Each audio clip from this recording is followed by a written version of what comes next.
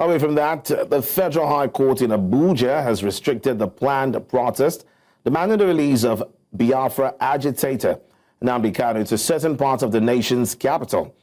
Justice Mohammed Umar gave the order after refusing to grant an ex parte application by the Nigerian police force seeking to stop the demonstration entirely.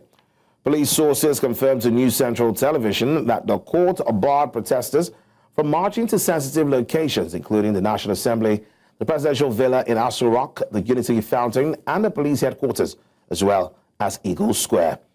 The restriction follows a rise in tensions over renewed calls for the release of Kanu, who is standing trial for alleged terrorism-related offenses.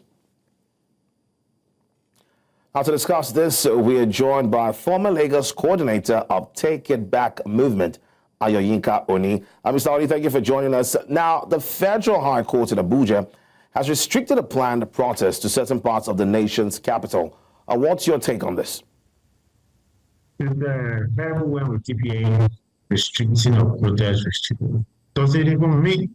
And it's not the first time that the government will try this kind of anti-banking. It was done with the governance, it was done before, it have been done to the NSAS protest and how.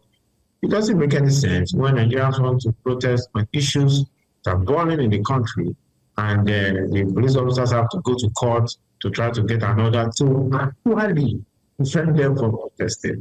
But when they feel that that might be too strong in the so-called democracy setting, they begin to go for restriction. It's uncomfortable. It doesn't make any sense.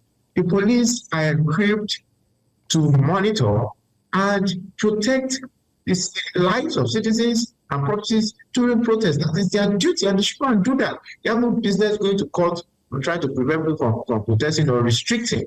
Aso Rock, the police headquarters, the Senate are all properties of Nigerians, created and constructed the taxpayers' money. So it shows clearly that we are not in a democratic system where this thing keeps coming into play.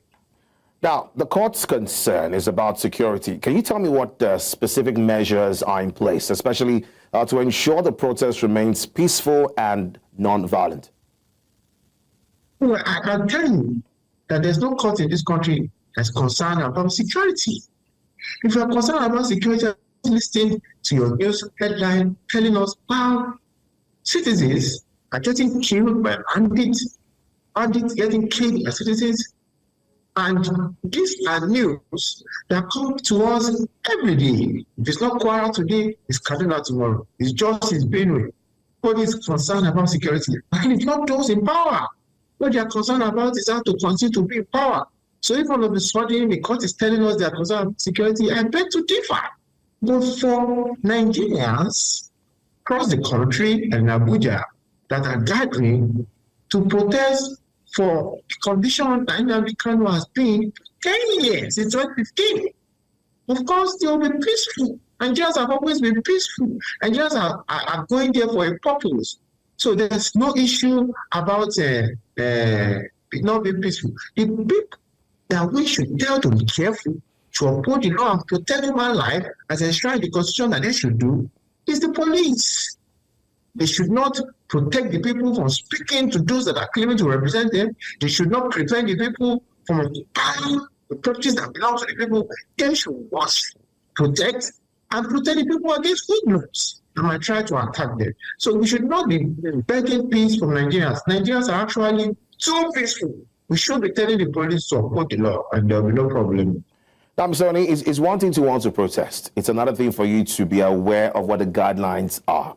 Now, how are you ensuring that the protesters are aware and will comply with the restricted zones imposed by the Federal High Court?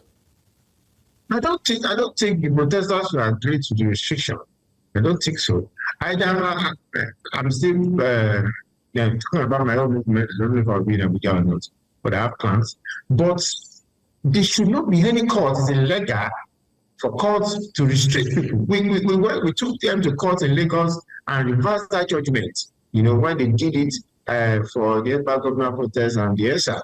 You restrict people. Restricting me already is against the Constitution. The Constitution says that we have freedom of movement, freedom of gathering. So you cannot go to court to go and in the constitution of the country. It doesn't make any sense. So I don't think they should accept it. Wherever they choose to protest, it's their constitutional rights. No judge or lawyer, police should be getting such judgment. So there's no guidelines, to protest. The guidelines to protest is that people march, make demands for a just and egalitarian society. What is going to be better for the government is to do the right thing. Nnamdi Kanu has been haunted by the government of APC starting from Buhari for over 10 years, and they have refused to do a proper, a court case. It has been sham trial and adjournment over the years. That was how they killed Abiola in prison, and refusing to do proper trial. And this is happening to Kanu. Those that saw him at the court the other day saw how pale and ill he was. So we are saying enough of these court games. Then we go to the political approach. So there's no guidelines that we should follow. They should go out, march, and make a demand. This is their country, and they should get justice. Now, you've mentioned that you said it right there that, this case has been on for almost 10 years. What is your take on the detention of Nnamdi Kanu? Do you think when it comes to resolving the problem now, do you think we should go the court way still, or it should be resolved politically? Thank you very much. Whereas governments should have solved this problem politically. Because Nnamdi Kanu started this noise of Biafra. Now, when it started, not because the noise I was not behaving before, but to create a step further, not doing anything serious. It was Muhammadu Buhari that gave this Biafra struggle so much noise that made it to become what it is today. By haunting Kanu in 2017 and attacking his home, where he had to flee for his life. But the life that he don't play, he never did. You cannot take soldiers to my community and to my house, and you expect me to stay and wait for you to come and burn me down. They did the same thing to Sunday Igboho, and they did the same thing to Omo Eleshoren. Doesn't come for a camera, kept short when they came to hijack him for the hotel in Lagos. So he didn't jump in, it was released, and it was insulted, but he went to attack him. So that's where the federal government started from. You started by attacking someone with soldier that was peaceful. He went out of the country. Instead of you to follow due process to get him back, you kidnapped him. Till date, the government have not told us who arrested him in Kano, in Kenya, who shot him before he got back to Nigeria and brought him in like a goods. So your recapture of this man was illegal, and you have started an illegal trial, and you refuse to do a proper trial.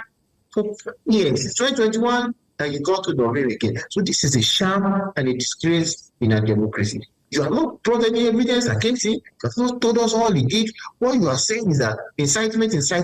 Incitement over what? You see him hand over weapons to people? Do you see him transform from people to weapons?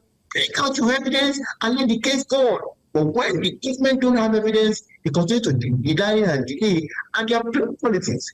But they have to play politics for the benefit of Nigeria. They are playing politics so that they can continue to remain in power. That is what all I meant. I must express gratitude to you, Mr. Ayoyinka Oni, for having this conversation with us.